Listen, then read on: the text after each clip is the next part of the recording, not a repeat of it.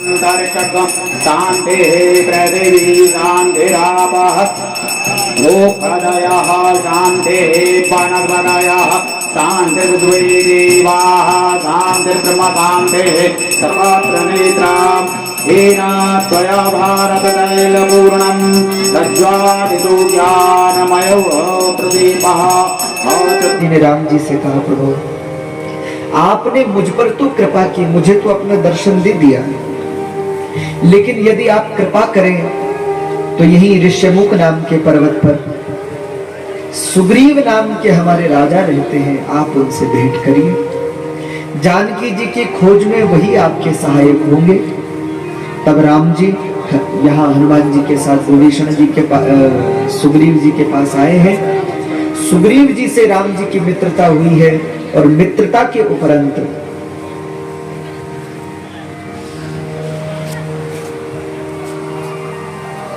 भगवान राम सुग्रीव जी से पूछ रहे हैं, सुग्रीव तुम यहां वन में क्यों रहते हो? सुग्रीव ने अपना कष्ट बताया है। पहले तो जानकी जी के वो गहने जो जानकी जी ने सुग्रीव इत्यादि को देखकर डाल दिए थे कि कम से कम रघुनाथ जी को चिन्ह मिल जाए कि हम इसी और गई हैं। वो जानकी जी के केयूर हार चरण की पायल राम जी को सुग्रीव जी ने दिखाई है। राम जी ने उनको पहचाना और सुग्रीव ने कहा, महाराज नाथ बाल और मैं दो भाई प्रीति रही कछु बरनी न जाए। हम दो भाई हैं, सुग्रीव और बाली। मेरे बड़े भाई का नाम है बाली, बड़े बलवान है, और हम दोनों भाइयों में इतना प्रेम कि प्रीति रही कछु बरनी न जाई, वर्णन का विषय नहीं, इतना प्रेम था। तो राम जी ने कहा कि भैया फिर तुम यहाँ आके पड़ गए, ये सब कैसे हुआ? सुग्रीव जी ने सारी कथा सुनाई कि एक दिन अर्धरात्रि के समय मैं सुत मायावी तिहि नाऊ आवा सो प्रभु हमरे गांव। एक भयंकर मायावी दानव अर्धरात्रि के समय हमारी किष्किंधापुरी में आया। द्वार पर से उसने आवाज लगाई, बाली यदि बल है तो युद्ध करने बाहर निकल। तब बाली ने क्रोध में भर करके गदा उठाई और बाली चल पड़ा। सुग्रीव जी कहते, मैंने बाली को रोकने का प्रयास किया कि अर्धरात्रि का समय है, निशाचरी माया रात्रि के समय में प्रबल होती है, इसलिए आप मत जाइए। लेकिन बाली अपने बल के अभिमान में मद में ध्वस्त हो चुका था और बाली अर्धरात्रि के समय ही बाहर निकला।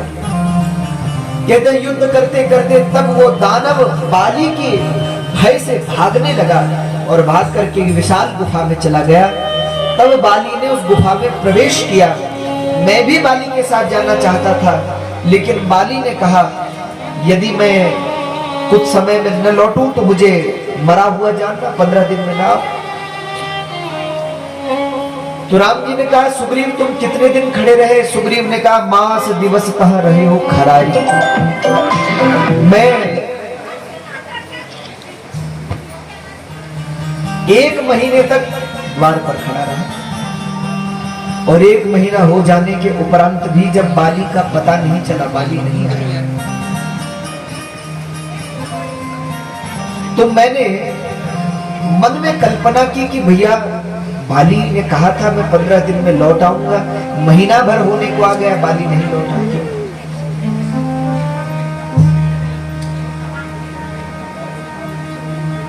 कहते हैं तभी सुग्रीव जी ने देखा कि गुफा से रक्त की धारा निकल रही है बाहर।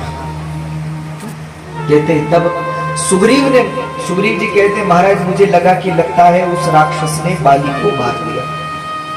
ये सोचकर मैंने सब मंत्रियों को बुलाया और उस गुफा के द्वार पर एक विशाल पत्थर लगा दिया, इसलिए कि अगर बाली मर भी गया है तो वो राक्षस अब बाहर ना आ सके, क्योंकि जिसे बाली नहीं मार सका उसे मारने वाला हमने से और कोई नहीं।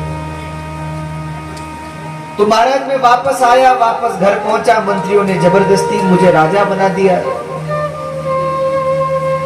अब जब मंत्रियों ने जबरदस्ती जिद की तो क्या करें, राजा बनना पड़ा, मैं राजा बन गया।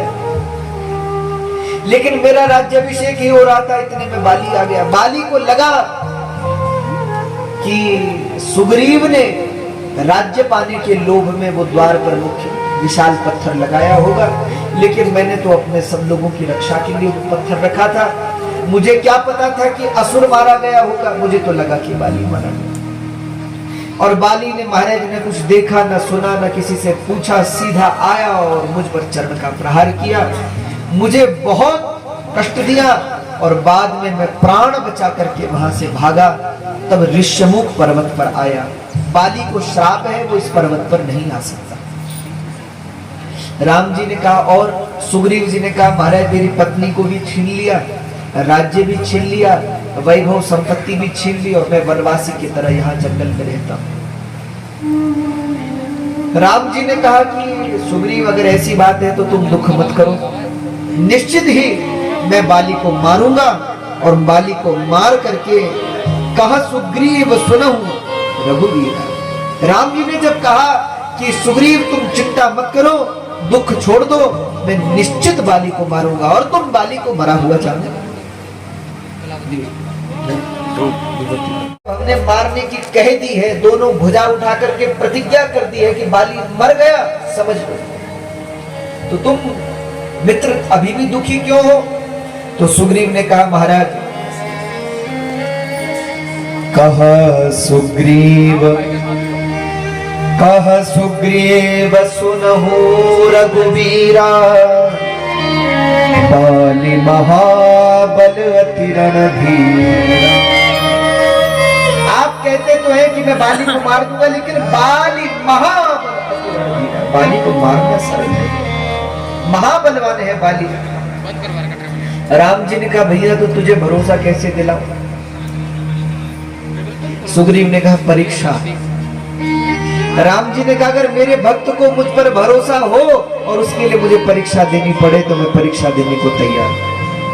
ठीक है, कहते हैं तब सुग्रीव राम जी को एक वन में ले गया जहां 7 ताल के वृक्ष, एक सीध में नहीं है, ऐसे टेढ़े मेढ़े, एक यहाँ है, दूसरा यहाँ है, तीसरा यहाँ, ऐसी आकृति में है। राम जी ने कहा, यहाँ क्या करना है? सुग्रीव ने कहा, महाराज एक ही बाण से 7 वृक्षों को भेदना। अगर आपने ये कर दिया तो बाली को आप मार सकते हैं, अन्यथा हमें नहीं लगता। सब वानरों ने कहा, पर प्रभु ये तो असंभव है, अगर पेड़ एक दिशा में भी हो तभी भी हम मान लेके चलो। वैसे विशाल ताल के वृक्ष, इनको एक को ही भेदना असंभव है और फिर 7 पेड़ों को भेदना, और वो भी एक दिशा में नहीं है, ऐसे टेढ़े मेढ़े। अरे भैया बाण ऐसे थोड़े जाएगा, बाण तो सीधे जाएगा। अच्छा, ये वृक्ष की कहानी क्या है? कहते हैं ऐसा हमने गुरुजनों से सुना है, कुछ फल लेकर के आया और वानर तो था ही, वानर स्वभाव भूमि पर बैठ गया, फल पाने लगा और इतने में उसको निद्रा आ गई, वहीं सो गया।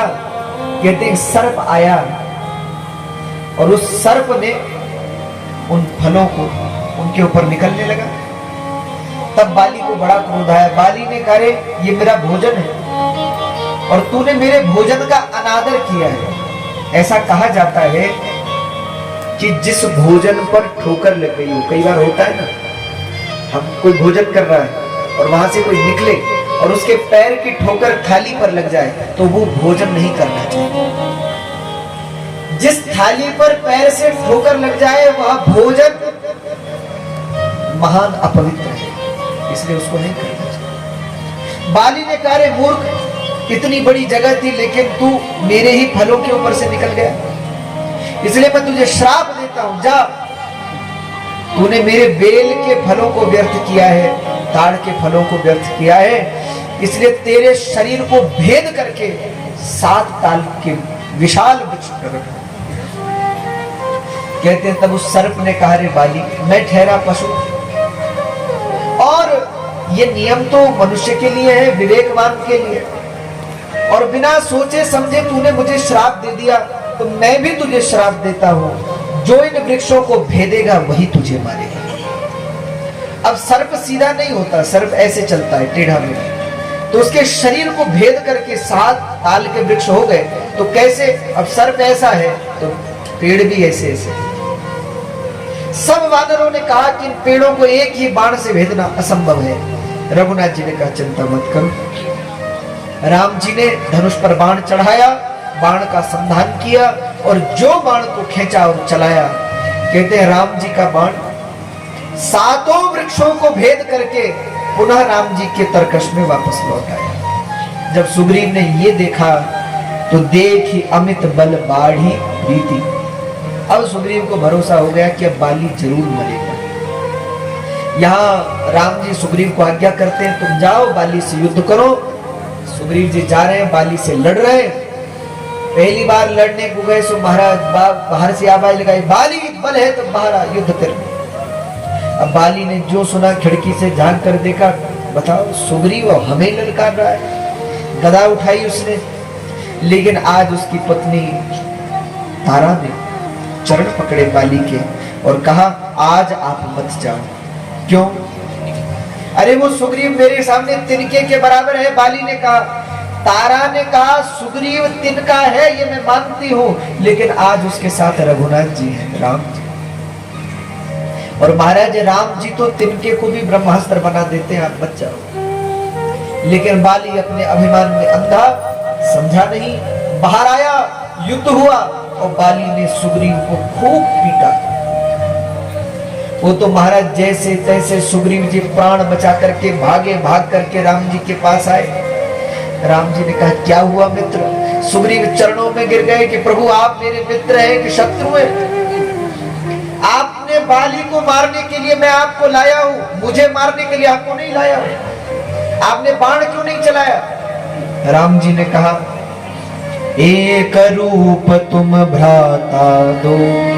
तुम दोनों भाई बिल्कुल एक जैसे, कैसे मारे? सुग्रीव ने कहा प्रभु आप कैसी बात करते? अरे राम जी बोले भैया आपको भ्रम हो गया। सुग्रीव ने कहा हद हो गई, ब्रह्म को भी कभी भ्रम होता है? आप तो भगवान है। राम जी ने कहा चिंता मत करो, अपने गले की माला सुग्रीव को पहनाई, कहा दोबारा जाओ। अब सुग्रीव जी दोबारा चले, पर भय तो मन में है ही। अब जैसे ही पहुंचे फिर बाली को आवाज लगाई। बाली ने कहा आज इस बार तो इसको जीवित नहीं छोड़ो। बाली तुरंत बाहर निकला, युद्ध हुआ, खूब सुग्रीव जी को पीटा और पीट पीट करके महाराज भूमि पे गिरा दिया। बाली ने कहा इसको मारूंगा बाद, पहले इसको गिरा दूंगी, हर बार भाग जाता है। सुग्रीव जी को गिरा दिया, सुग्रीव जी के वक्षस्थल पर बैठ गया, दोनों हाथों पर पैर रख दिए। अब सुग्रीव जी करे क्या? बाली ने गदा उठाई। सुग्रीव जी ने कहा गदा आएगी नीचे और हम जाएंगे ऊपर। लगता है आज राम जी हमें मारने के लिए यहाँ आए, ये बाण क्यों नहीं चला रहे? वहां बाली ने गदा उठाई और कहा सुग्रीव बस अब जिसको याद करना है कर ले।